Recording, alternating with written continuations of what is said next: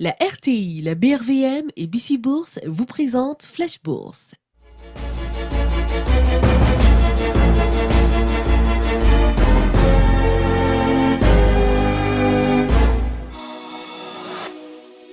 Parce que l'Afrique se transforme et que vous souhaitez aller plus loin, la BRVM vous accompagne.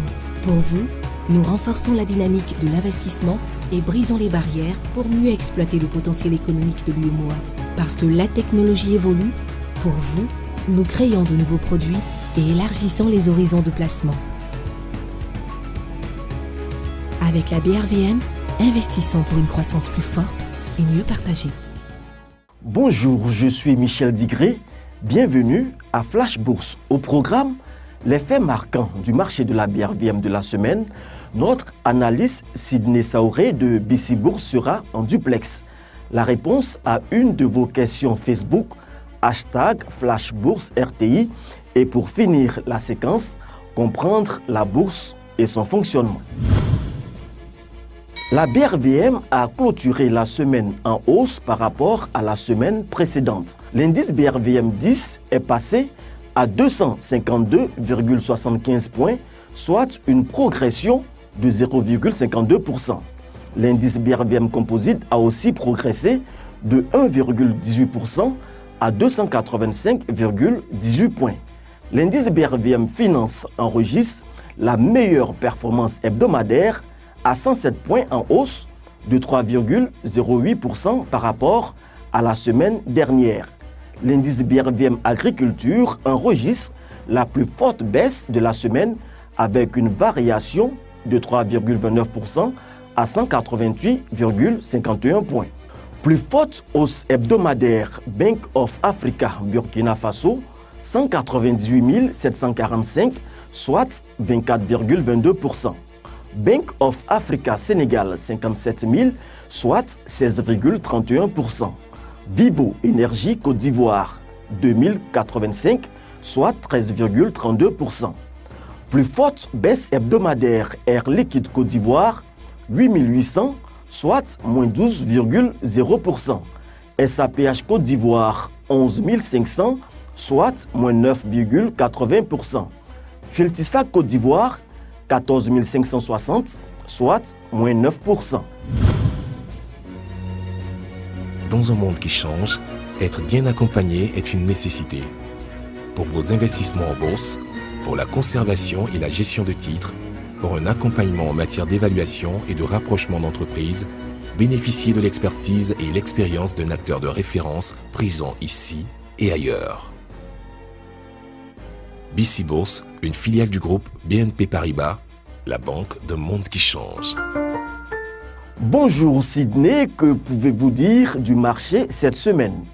Bonjour Michel, alors cette semaine le marché a été plutôt optimiste vu qu'il a clôturé dans le vert. Ce revirement de situation peut s'interpréter comme un regain d'attractivité sur des titres devenus bon marché. Cette semaine, le meilleur coup aura sans doute été BOA Burkina Faso. À la fin de la semaine dernière, la banque a en effet publié ses chiffres à fin 2016 et a fini par confirmer la rumeur relative au fractionnement de ses actions que nous avons évoquées la semaine dernière.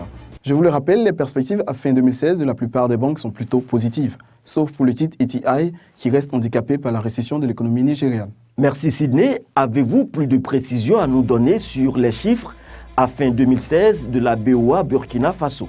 Oui Michel, ce sont même des informations plutôt intéressantes qui justifient le bond spectaculaire du titre cette semaine. En fait, à l'issue de sa prochaine Assemblée générale qui est prévue pour se tenir le 27 mars prochain, la BOA Burkina Faso devrait procéder à 3 opérations importantes. D'abord, la mise en paiement d'un dividende de 6 930 francs CFA net par action. Ensuite, une augmentation de son capital par attribution d'actions gratuites à raison d'une action nouvelle pour chaque action ancienne. Enfin, le fractionnement par 10 des actions de la banque, faisant ainsi passer le valeur nominale de 10 000 francs CFA à 1 000 francs CFA. De ces 3 opérations, je dirais que l'attribution d'actions gratuites est la plus intéressante. Et le marché n'avait sans doute pas anticipé cet événement qui constitue une sorte de rémunération que je dirais très appréciable, vu que la richesse potentielle de chaque actionnaire doublera à l'issue de l'opération. En réaction donc du marché, le titre a littéralement pris l'ascenseur cette semaine. Mais la configuration des ordres résiduels à l'achat et à la vente à la clôture du vendredi dernier laisse supposer que l'action ne devrait plus progresser de beaucoup. Cela reste cependant une photographie du marché à un instant T. Et je termine pour dire qu'au niveau des perspectives d'activité, la banque devrait profiter de la relance économique au Burkina Faso avec une accélération de la croissance de l'économie nationale prévue sur les années 2017 à 2019 selon les estimations du FMI. Merci Sidney. Alors, la plupart des banques cotées présentent de bonnes perspectives selon vos dires. Avez-vous d'autres informations récentes sur d'autres banques? Actuellement, nos appréciations se basent pour la majorité des établissements sur les derniers états financiers semestriels ou trimestriels publiés. Nous avons tout de même eu des précisions récemment sur la Société ivoirienne de banque. Selon un document publié par son groupe à fin 2016, le produit net bancaire de la cible est en hausse de 16% et son bénéfice net a progressé de 15%. À ce jour, le titre a connu une croissance de 68% par rapport à son prix d'introduction et reste quasi stable. Le prix actuel de 23 510 francs CFA reste en phase avec notre valorisation cible pour l'année 2016 qui se situe à 23 200 francs CFA. Ces évolutions démontrent la bonne dynamique de croissance de cette banque. Et avec la vigueur de l'économie ivoirienne, dont la croissance du PIB est attendue aux environs de 8% en 2017, la cible devrait poursuivre sa hausse sur le moyen terme avec un cours qui devrait connaître une progression dans un intervalle de 25 000 à 30 000 francs CFA en 2017. Merci bien Sidney pour ces explications et à la semaine prochaine.